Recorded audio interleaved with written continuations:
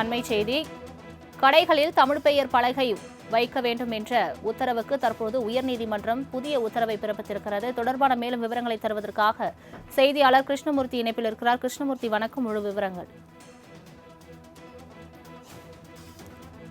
தமிழகத்தின் அனைத்து பகுதிகளிலும் உள்ள கடைகளுக்கும் தமிழில் பெயர் பலகைகள் வைக்க வேண்டும் என கடந்த ஏப்ரல் மாதம் சென்னை மாநகராட்சியும் அனைத்து மாவட்ட அதிகாரிகளும் உத்தரவு பிறப்பித்துள்ளார்கள்.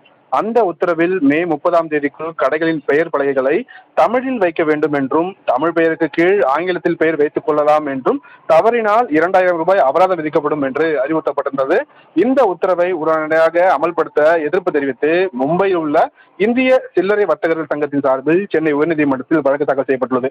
அந்த மனுவில் உலக அளவில் அங்கீகரிக்கப்பட்ட வணிக சின்னங்களின் அடிப்படையில் பெயர் பலகைகள் அமைக்கப்பட வேண்டும் என்றும், அவற்றை மாற்றும் பட்சத்தில் அது வாடிக்கையாளர்களுக்கு குழப்பத்தை ஏற்படுத்தும் என்றும் கூறப்பட்டிருக்கிறது.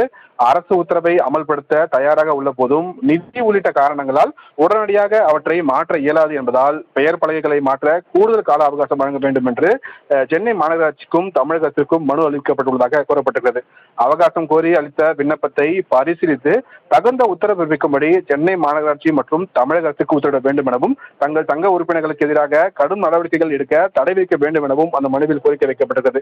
இந்த மனு நீதிபதி லட்சுமி நாராயணன் முன்பாக விசாரணைக்கு வந்தபோது மனுதாரர் தரப்பில் ஆஜரான வழக்கறிஞர் விஜயன் சுப்பிரமணியன் ஏற்கனவே 2 லட்சம் ரூபாய் முதல் 10 லட்சம் ரூபாய் வரை செலவு செய்து பெயர் பலகைகள் பொருத்தப்பட்டுள்ள நிலையில் பெயர் பலகைகளை மாற்றுவதற்கு கூடுதல் செலவு ஏற்படும் என்றும் வாதிட்டார். இதையடுத்து மனுதாரர் சங்கத்தின் கோரிக்கை மனுவை 4 வாரங்களில் பரிசீலிக்கும்படி சென்னை மாநகராட்சிக்கு உத்தரவிட்ட நீதிபதி அதுவரை கடும் நடவடிக்கை எடுக்க கூடாது எனவும் உத்தரவிட்டிருக்கிறார். சலோமி. தங்களின் முழு விவரங்களுக்கு நன்றி கிருஷ்ணமூர்த்தி.